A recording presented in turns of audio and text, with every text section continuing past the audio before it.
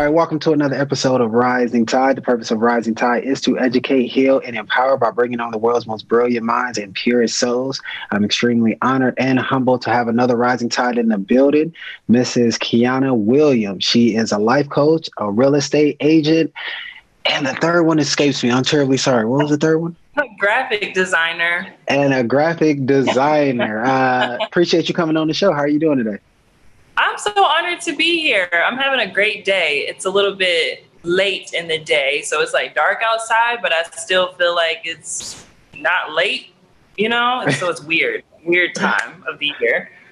No, that definitely makes sense. It's takes some adjusting as far as looking outside and seeing it dark at 5 something or 6. So yeah. I definitely agree. Yeah.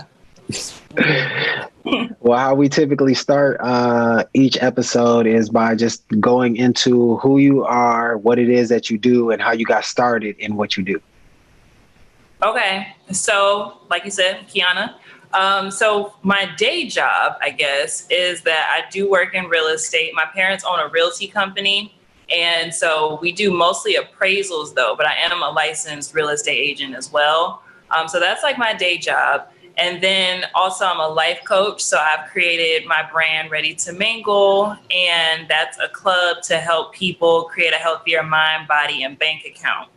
So my big push is on self-awareness. I know a lot of people talk about mental health a lot more nowadays, but I want people to become more self-aware so that they know how they feel, so they can start to deal with how they feel, and so that they can go and mingle with other people and not, pass on that baggage and those toxic traits and all of these things from the past.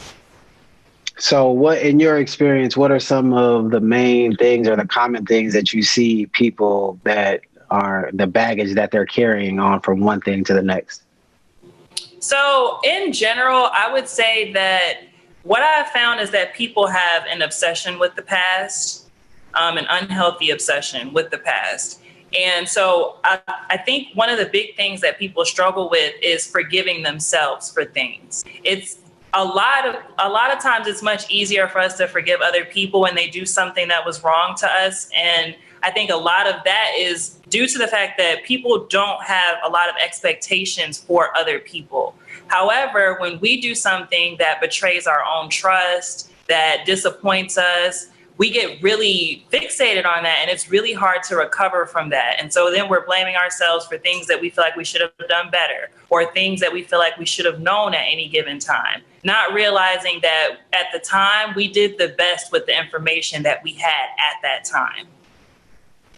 No, that's extremely powerful. So what challenges do you feel people, because what I hear you saying is like self-forgiveness and everything. And what challenges do you notice that people are having when it comes to forgiving themselves and being okay with, all right, that might not have been the best choices that I made in the past, but I did the best that I could. What challenges do people have with coming to grips with their past? So the biggest consequence of that is the lack of trust that you then have with yourself. So then you second guess your ability to make good decisions with anything. So that's a lot of times why you see people and they're stuck in situations. They don't know how to navigate through life. They're maybe stuck in a job or a relationship because they don't have that confidence and that trust in themselves that if they leave this situation, they're going to be able to be in a better situation, or with someone that actually cares about them, or with a job that makes the money that they want to make, because they still haven't forgiven themselves from the past. So then you broke the trust with yourself. So now you don't trust yourself to make better decisions in the future. So you stay complacent in situations that you're in that are like good enough, but not fulfilling. There's a lot of people walking around that are comfortable, but they're not fulfilled. And that has become normalized. So you don't expect to have a job that you love to go to, or you don't, people will say, well, love hurts, or love is this and that. And love isn't supposed to hurt. So we've normalized all of these things to excuse our inability to move forward because we still have that obsession with the past. No, that's fascinating.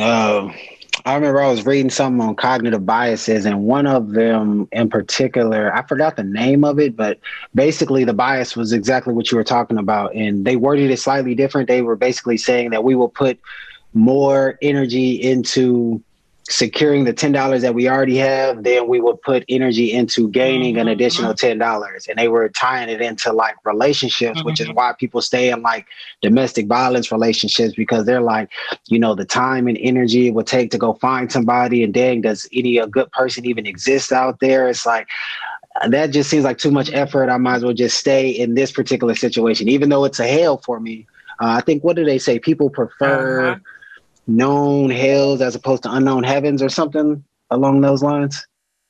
Oh, I've never heard that. That's a good one. I feel like that's a confidence issue though.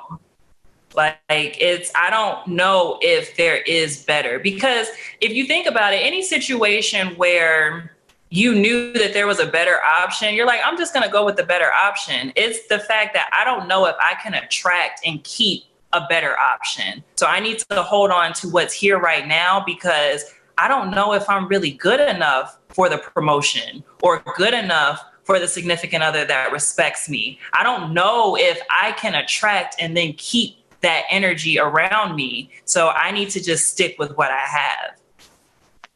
How do you gain, like, so it's really a two-part question, because I believe that we will never be able to outperform our self-image. So however you see yourself is the greatest thing that you'll be able to create. And if you see, you know, a negative self-image and all that stuff like that, you won't be able to perform past that. And it's like, how do you get people to see themselves differently? And then, like, how do you get people to get exposed? Because I also believe that we can only do things based upon our mental Rolodex of experiences. And if we can't, you know, draw a memory from it, or draw some type of mental impression from something we've seen or heard or watched somebody else experience, then we only know what we know and we don't know what we don't know. So it's like, how do you expose people to the healthier sides of things if you just come from a dysfunctional relationship, or to the healthier sides of, you know, money and wealth and money management, if you just grew up around thinking money is filthy rich and all these negative connotations and associations to those words? How do you shift that mental impression that you have of these things if that's all you know is the opposite or the lack of it? So to answer the first question about improving the self-image, I think, and this is an activity that I actually have people do, and at first it might not sound super intuitive, but just bear with me. So I think that a lot of times our self-image is attached to our thoughts and our ability to achieve. So people that tend to be more successful, they achieve the things that they set their mind to, they tend to have higher confidence levels than people who feel like everything that I start, I either don't finish it or I fail at it. So one of the recommendations that I give to people is to start setting small goals and focus on achieving them. So when I talk about that, that could be as simple as set a goal that I'm going to read every day for 30 minutes. And then just planning to do it for a week.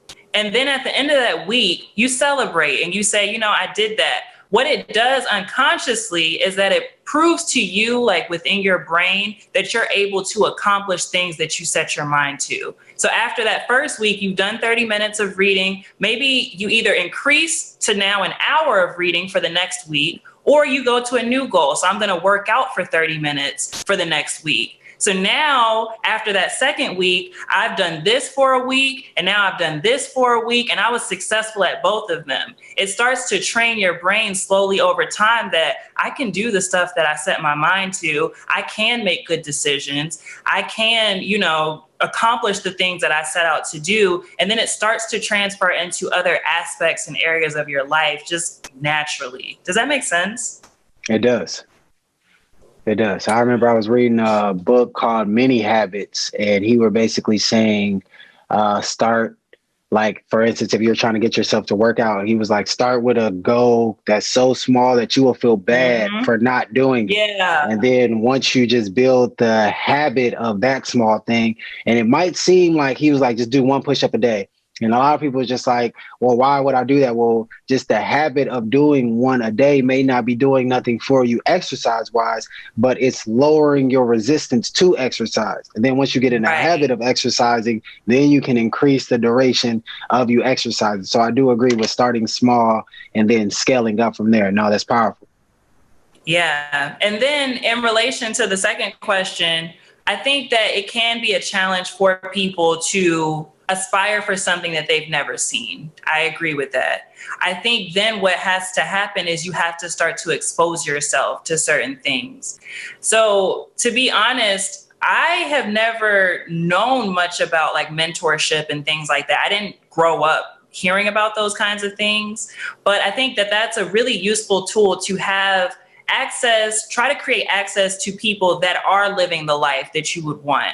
And whether that is physically, that person becoming your mentor, or just asking them questions about, how did they get started or something like that. A lot of us don't have information because we don't ask for it. At the point where, we become aware or we start to desire certain things, we have to take more ownership and accountability and autonomy to create the results that we want. So exposure can happen in a variety of ways. Like I said, mentorship is one, traveling is another one, reading is a huge one. I've been an avid reader since I was younger. And so obviously that increases your vocabulary. The way that you're able to quote, a book or an article that you read, it helps you to be able to, just make those connections between your life and maybe some other things. It helps increase your problem solving because you just have access to a wider variety of information. Podcasts like this one are a great way that you can get, additional information. And I think a lot of times we can look at some of the activities that we already do, and we can find ways to infiltrate them with information, such as I like YouTube. I would love watching YouTube. I have a YouTube channel and everything. There are YouTube videos about everything. Plug your YouTube channel real quick. Oh, well, on YouTube, my name is actually Stony Brooks. That's one of the titles I forgot. Like I sing and stuff too. So that was my name, Stony Brooks, but we're not going to talk about that. But check that out though. Go to the YouTube page, Stony Brooks.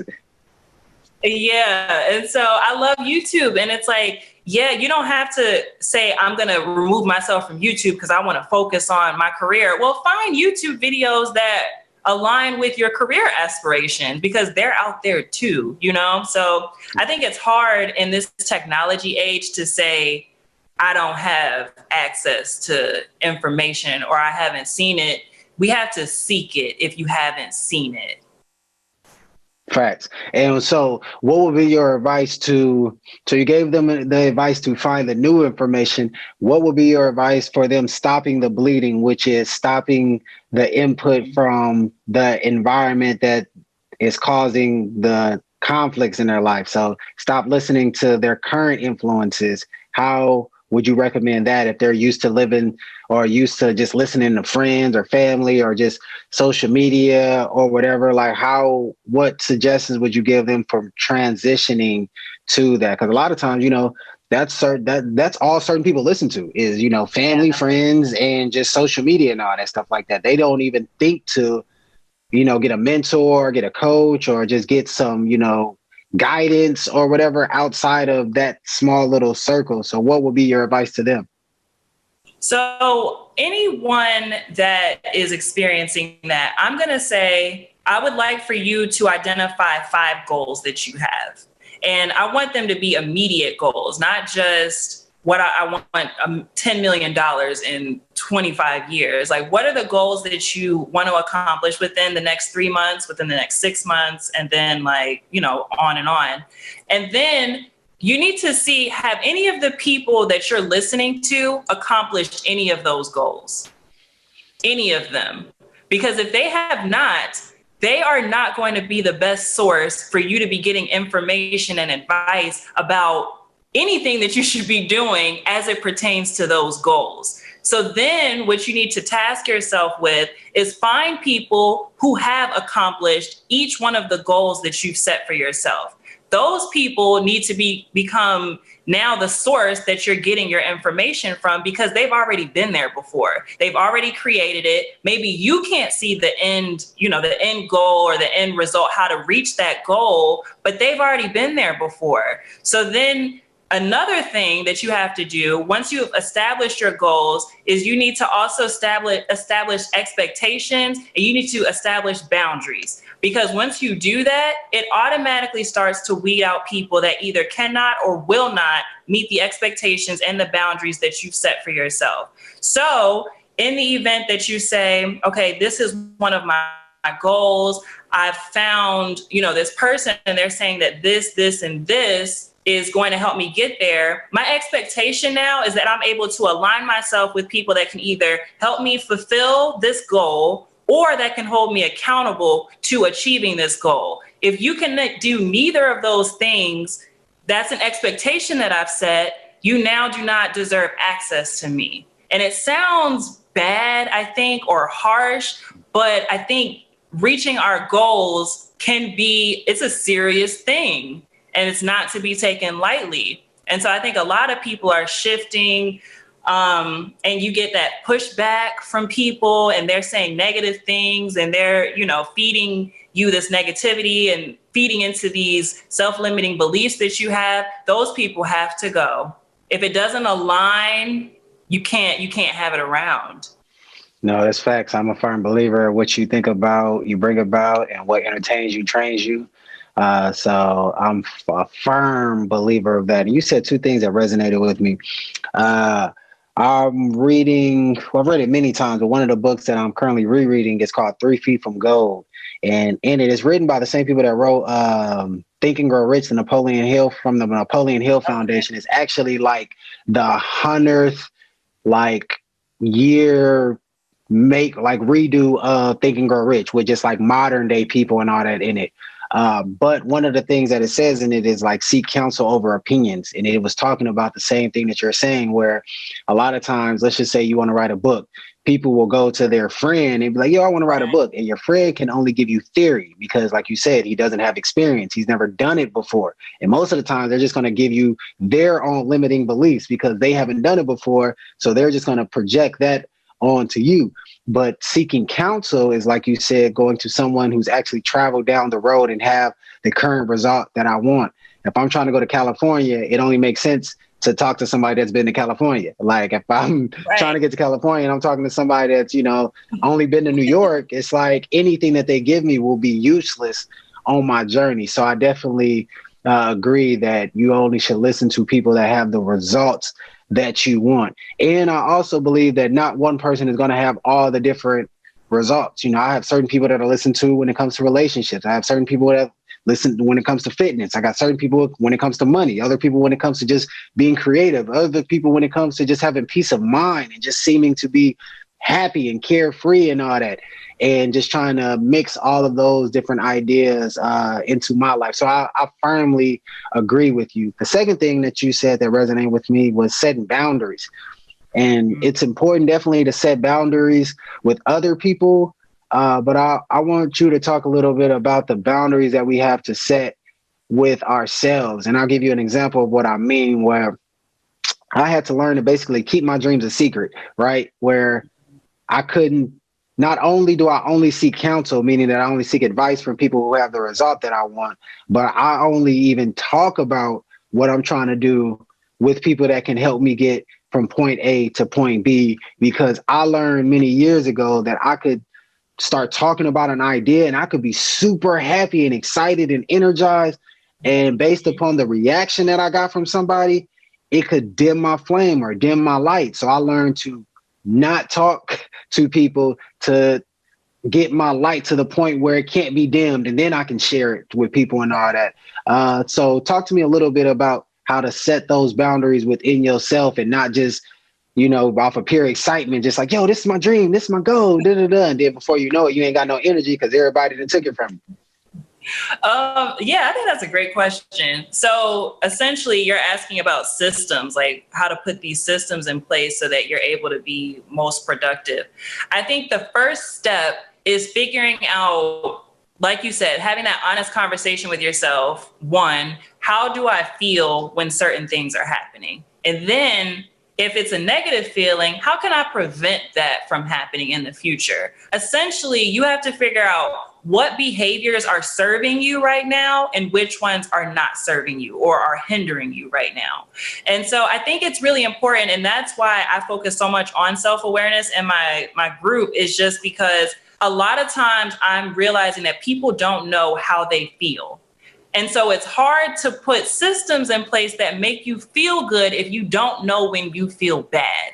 It's like, have you ever talked to someone and said, how do you feel today? And they say good, except good is not an emotion. You can't really feel good.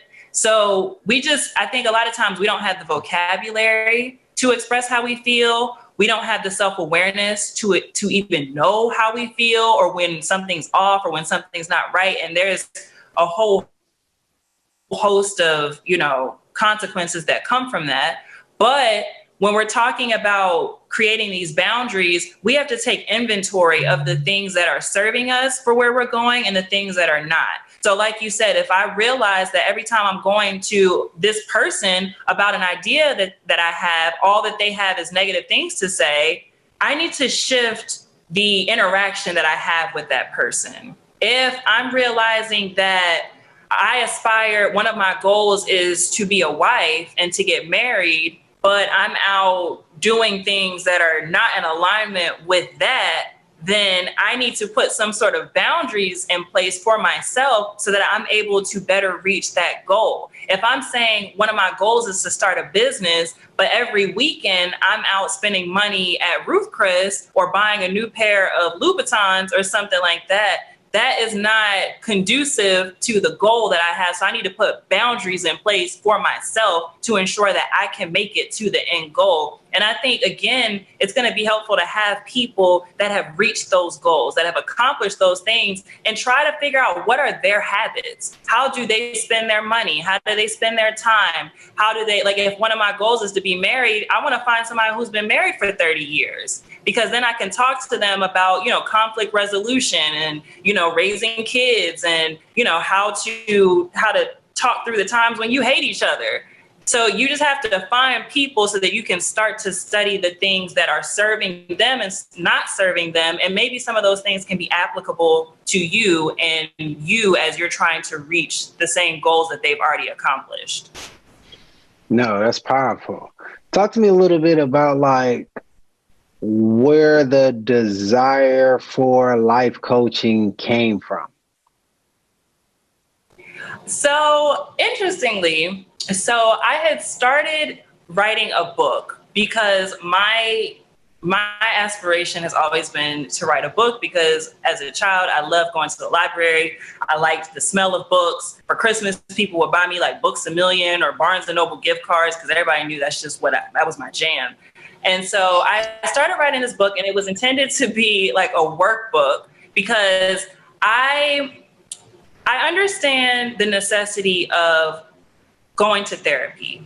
I get it, an unbiased perspective and things like that. But what I also realized was that in our community, in the Black community, there are some of these sayings what goes on in the house stays in the house, or you don't tell your business to strangers. And so I also consider myself to be a private person, I think in part due to those things. So I created a book that was intended to help people when they say, I want to work on myself, do the work by themselves, for themselves. So when I started writing the book, though, then it was the question of, okay, but what makes you an authority to even talk about this?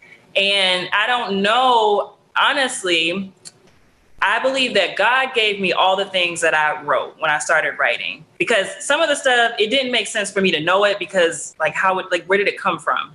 And so I then became a life coach to kind of guess and check the things that I was telling people, because I didn't want to just be leading people down this path that there was no validity to what I was saying. And so the life coaching came as a result of my desire to help people do the self-work by themselves. Does that make sense? I know that's a weird journey. No, that makes perfect sense. So who is your target audience? So I focus on mainly women, but women between the ages of 25 and 45. Okay. That's what's up. I'm actually the same age range, but just males. Oh, really? Yeah, it's a little challenge with women. Well, I had an organization that I created in college called Boys to Men, and it was not Boys to Men, Men of Color. And it was like a group where minority men would just get together and talk about issues that we face being Black on a predominantly white institution. And the organization grew like crazy. Well, girls started to be like, well, it was only open to guys. So one meeting a semester, we would let girls come, and then it would be like 300 people in that meeting. Oh my gosh. It ended up being really, really big. The president of the university actually called me to her office and asked me what I was doing to just get basically Black people to show up to intellectual things, because it was never anything social. I would just stand in the middle of a circle and we would just talk for 2 hours. But then, I was like, when girls was coming up to me, it was like, yo, we want one. I created one, and they weren't showing up. Man, no, they were showing up, but it was just a headache of it. Just I let girls deal with girls now. I don't, I just stick with my fellas. But it was just a whole different. It's almost like I don't have kids. I have nieces and nephews, but it's just like the difference. It's just different in how we communicate is different, and just it was just completely different. So that's why I just stay. I'm going to be honest, though, initially, even with my book, I wanted to target men initially because I felt like this whole topic of like self-awareness and everything is not something that is taught to men in our community. I feel like there's this whole, like, you're fine, just suck it up, or boys don't cry. Like, it's cool, get up and just move on. And you're not really taught to talk about your feelings. So I wanted to target men initially. But like you said, I think it's so different. So I feel like I'm better equipped to cater to, the specific things that women go through. But I relate to what you're saying about that. But you're also very right where it's hard for a man to express themselves. I'm dealing with the fresh thing, right now, where I just found we just found out one of my fraternity brothers was found 10 meters underwater overseas, probably like a week and a half ago. Yeah. And we didn't know really anything that had happened. He was one of the first people that had bought my book. So I just talked to him about literally 2 weeks ago, like a few days before the thing had happened or whatever. And so then I became friends with his wife on Facebook, and I seen her post. She was just like, he was just going through so much stuff, and he committed suicide because of it. And I'm like, damn, he committed suicide? What the hell? And so I reached out to his wife today, and literally right before this whole thing started, I was on the phone with her for about an hour and a half. And she was basically just saying the exact same thing, where he didn't feel he could talk to anybody. Because I was like, man, I didn't get any vibe like that at all when I just talked to him 2 weeks ago. And she was just like, he only talked to me, and he didn't feel like he could express himself. And so you're right, where it's like it is important for guys to be able to express themselves, guys to be able. That's even why I want my book, Healing in Hindsight, where it's just a reflective. It is like, I didn't come up with it though. Somebody came up with the name for me. I didn't come up with my creative thing.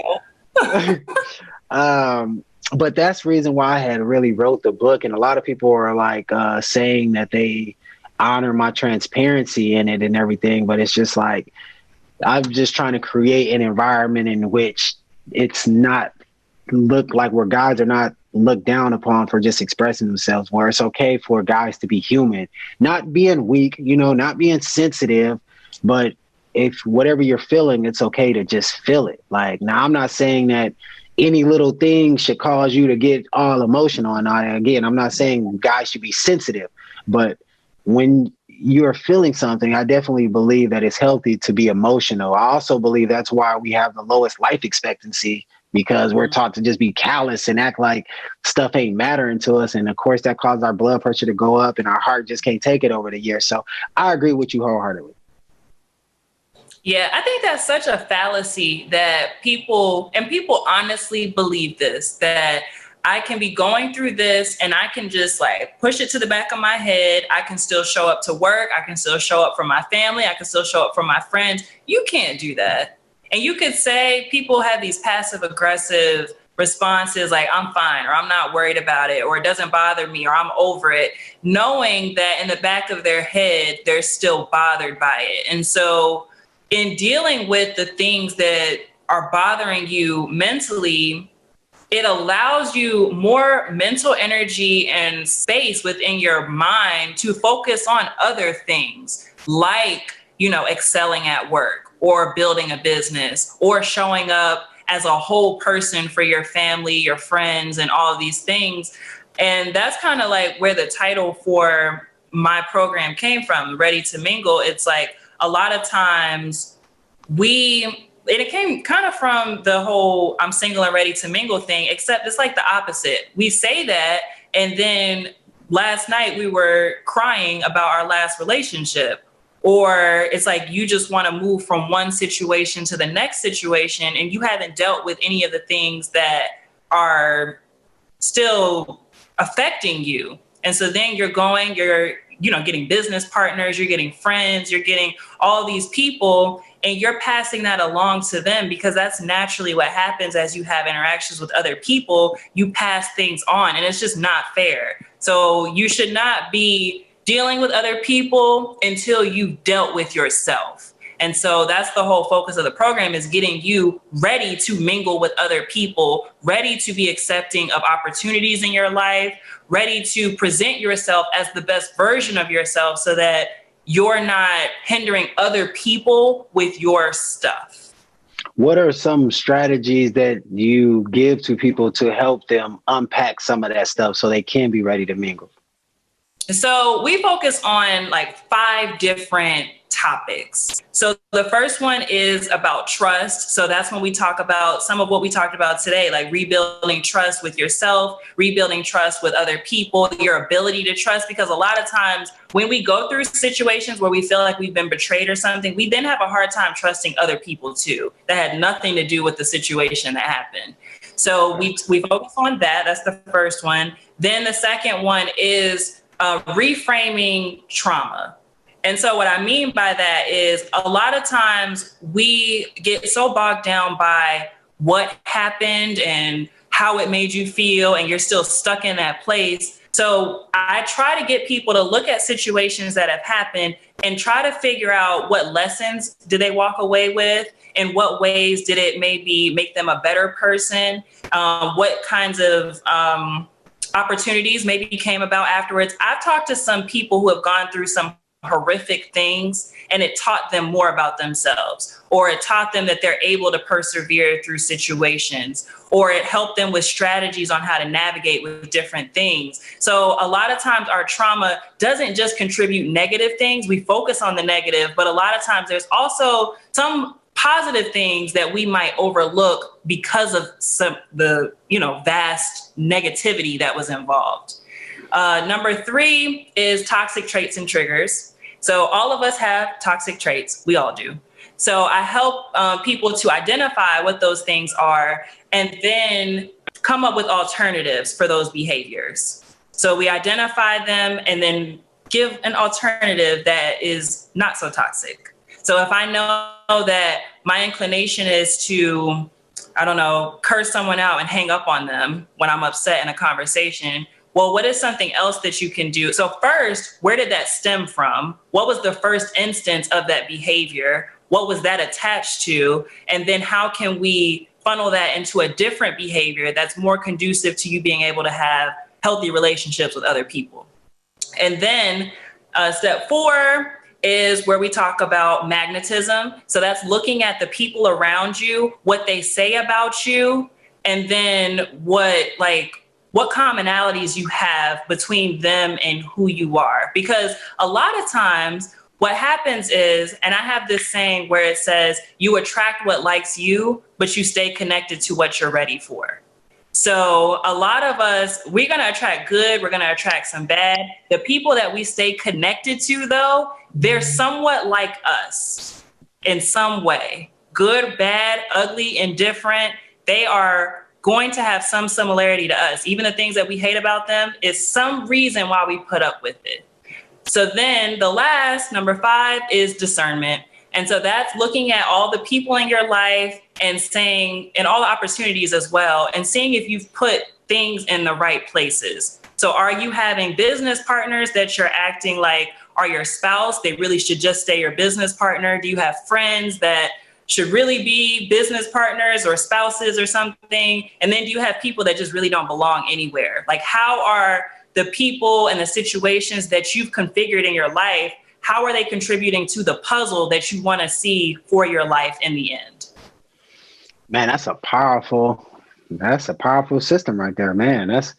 And well thought out, all the key points, all the names of it. That sounds fire.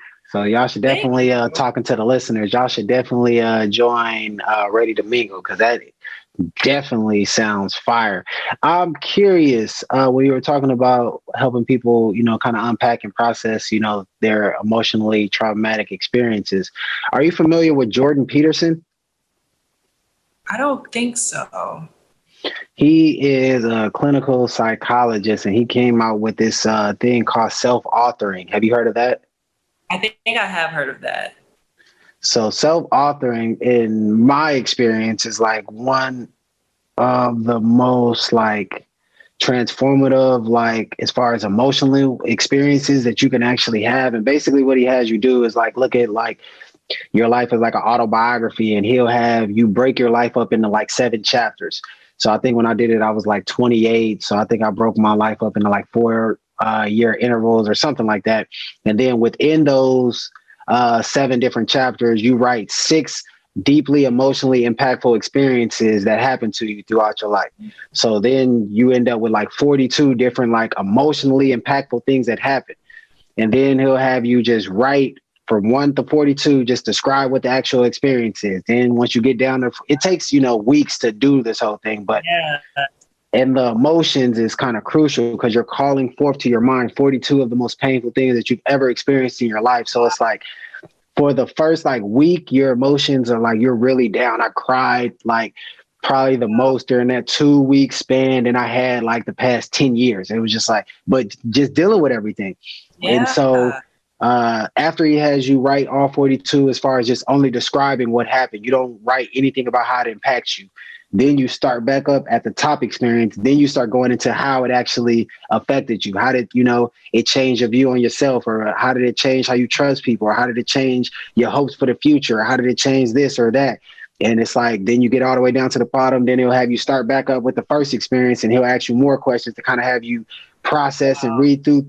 And so it's like in the beginning, it's very painful because you're just bringing to mind all the things you've been avoiding your whole life. But it's like by the end of it, it's like I can't even really describe the internal strength that I felt, and like how emotionally just, it's hard to describe, but it's just like I felt like I just hit a reset button on my nervous system, where it's like literally I felt all the pain, all the baggage. I was free to trust people. Like it's hard to describe, but I'd be trying to put so many people on that self-authoring thing. It was very cheap. You got like two logins, because I gifted one to somebody, but you got 2 logins for like $27. It's phenomenal. Wow. It's phenomenal. Someone came up with that exercise. That's a good one. What? And then he got it like past authoring, present authoring, and then future authoring. So the past authoring is like the therapeutic one. The future authoring is more so like goal setting and all that stuff like that. It's phenomenal. It's phenomenal. I'm not going to lie to you. That is a good exercise. I'm really feeling some sort of way. Like I wish I could take the credit for that one. That's so transformational. It is. You should try. You should check it out. But I do say like you just got to be ready for it, because that first probably week you're just gonna be crying. You're gonna be just feeling low and all that stuff like that. But then about 10 days after that, it's just hard to describe. And it's just like, so you did yours even years, right? Like, was it hard for like the first chunk of years? So basically what I did was, once I had all the memories, I went to like my mom, and I'm like, yo, mom, what memories do you have of me just being like really, really hurt and really messed up? And that helped clearing some stuff. And then I went to like old friends. I went to like my dad, my grandma, just all the different people that was around me when I was younger to help fill in those younger experiences. I even went, I was serious on my healing journey. So I wrote down all the different places that I had experienced emotionally traumatic experiences, and I visited them. So I went back to older elementary school where I was bullied on the playground and all that stuff like that, so I can reconjure up the memories. I went to old babysitter house where we used to get beat at. I went to my auntie's house where I got molested by an older woman, a friend of the family, and all that stuff like that. I went to the first apartment that we lived in when I was like in elementary school and all that, and it was just. But that's how all the memories started coming back, because when it's traumatic experience, especially when it happened that long ago, for the most part, we be trying to forget them. So yeah, I had to have certain things kind of trigger me. Going to like my grandma's house and getting picture books and all that, and seeing pictures when I was real young, just anything to kind of take my mind back. And then all these memories and all that just started to come up. And then I was able to just deal with them bit by bit by bit. I've actually done the self-authoring twice. Oh, wow. So you had like 42 from each one, like completely different, or was there some overlap? Sometimes I overlapped, like if I felt like that the emotion was still there, like my youngest cousin, she died like 2 days before our high school graduation, unexpectedly, toxic shock because of like a tampon or something like that. Really? I didn't even know about toxic shock until she passed, and then we found out what it was. And then I've never heard anybody actually experience it. Wow. Yeah, she just put a tampon in her, and then it's a chance that when the blood, blood, something about blood is not supposed to just be contained inside like that or something, and some bacteria formed, and literally within 3 days, her blood got toxic. It went to all her organs, shut her down, and she died literally out of nowhere. And so it's like I had to do that one twice, because that one just still kind of, and that one was fresh when I was doing the self-authoring the first time and all that stuff like that. So I had to do that one like twice. It was a few other ones like some bullying and all that stuff like that I had to do twice. So the deeper, real deep ones I had to do like twice. But other than that, it wasn't overlap. I was trying to find newer experiences and all that stuff like that, or other ones that I had forgot. Okay. Wow. That sounds like an amazing exercise. Yeah, my fault though, because we definitely just got on a tangent of healing. Back to Ready to Mingle though. But that's why I like value so much of what you're doing though, because healing is definitely important. It's so needed, and it's not a skill that people in our culture really have. You know, you're looked at as being weak if you're expressing your emotion. And now with my current level of understanding, I actually believe through vulnerability is how you find your strength.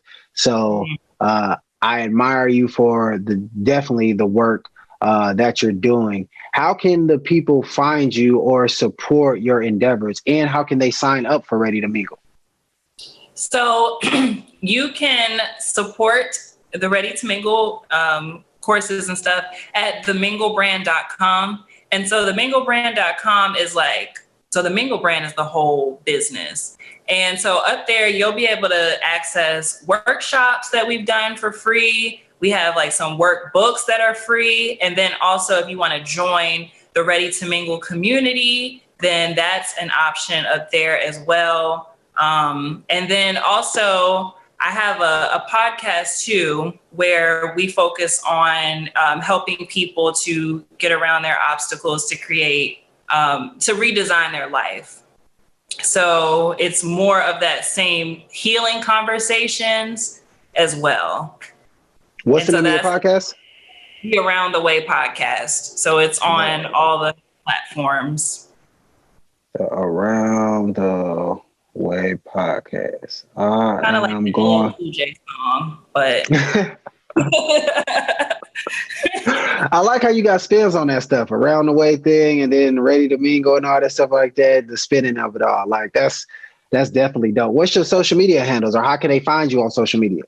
So you can find me on Instagram at kianalwilliams, Kianal Williams. And like I said, YouTube is Stony Brooks still, as well as Twitter. Twitter is still Stony Brooks as well. And I think my name on Facebook is just Kiana Williams, I think. I dig it. I dig it. Well, so what's going on for the like future and all that stuff like that? What do you got? You got anything planned for the rest of the year as far as projects and or anything that you're doing specific with Ready to Mingle towards the end of the year or going into the new year? So really, I'm wanting to really push it through the new year, because I know the new year is a time, you know, where people want to press the reset button and they want to go in, new year, new me and all this stuff. Well, we're going to be the same me, but I want to improve upon the me that goes into the new year. So I just really am hoping that we can continue to build the Ready to Mingle community and just really start to work on ourselves and do intentional work. I'm all about intention and purpose. And so I'm hoping to just continue to change lives through the program and get more people in and just, I don't know, reform the way that we see ourselves. No, it's beautiful. Reform the way that we see ourselves. So is this like where people sign up and they just get the coursework, or it's like y'all have weekly meetings, or like how is the structure of it?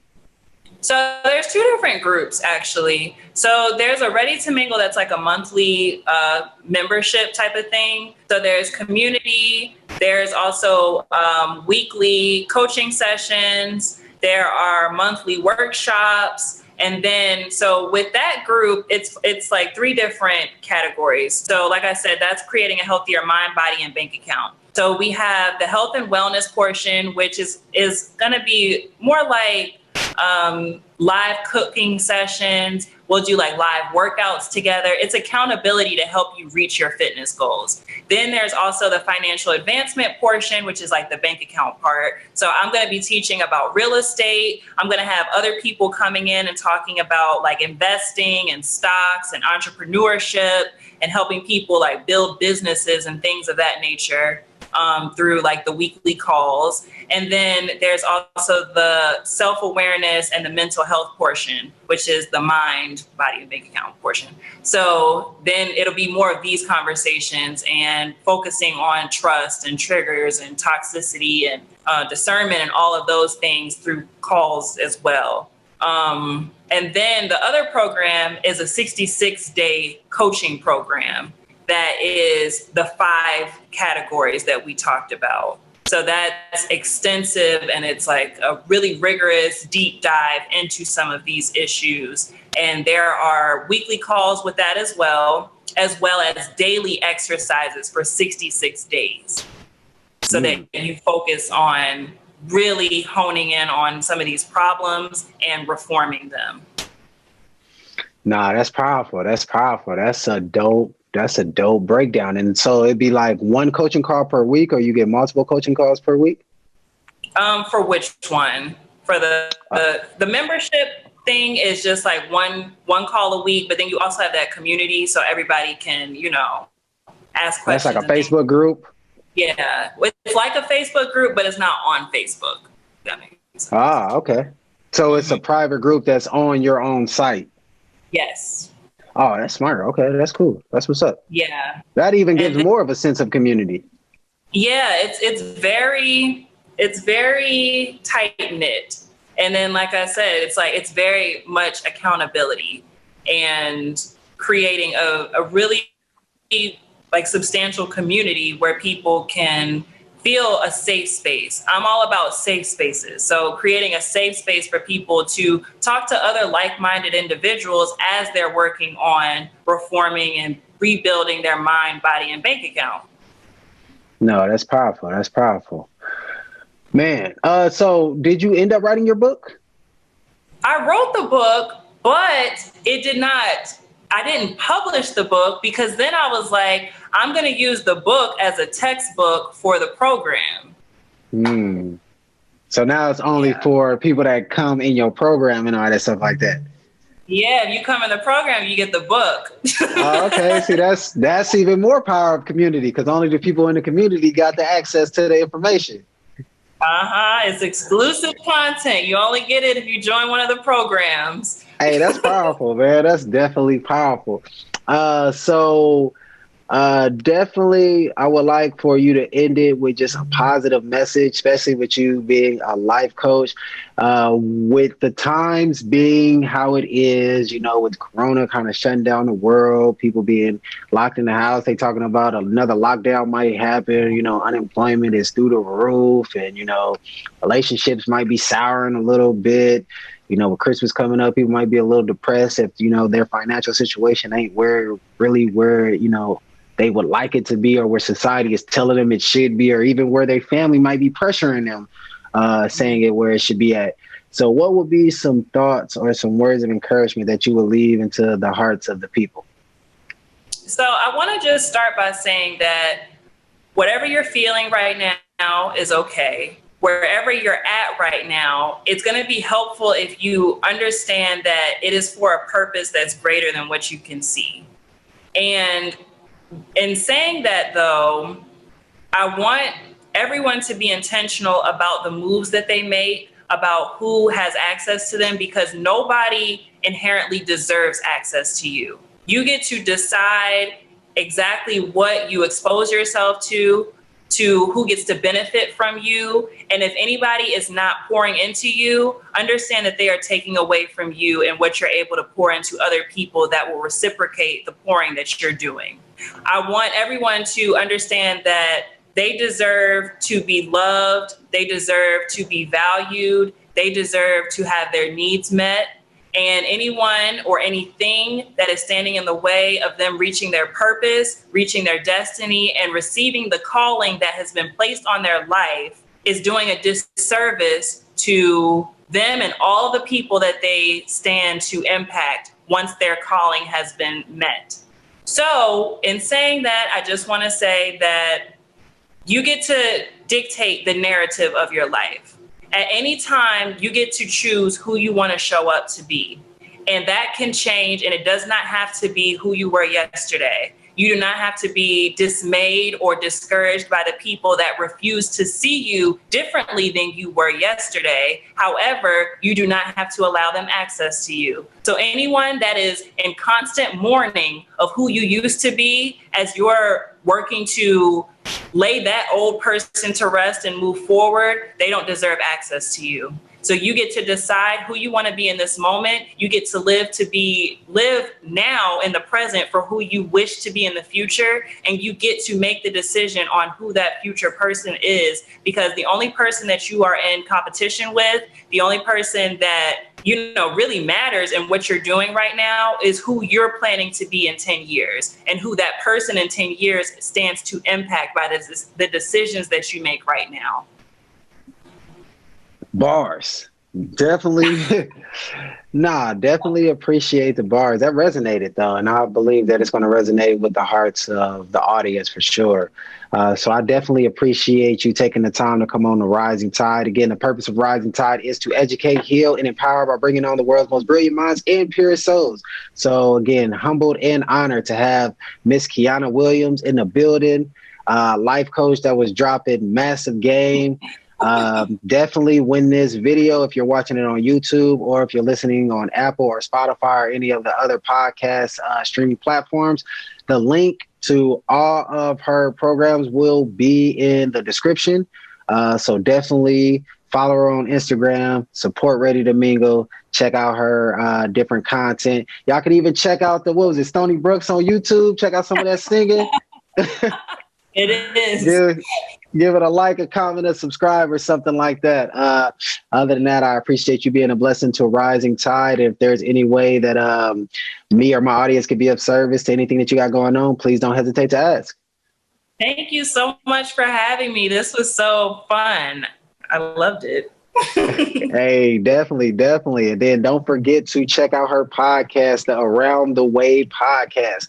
on anywhere that podcast can be found. And shoot, man, in a couple months, we should bring you back on, check an update, see how everything is going on, see if you got a new project you're working on or something like that. Let's definitely stay in touch. I really would like to even possibly go live with you someday on like Instagram or something, just talk about healing or just some type of conversation around that.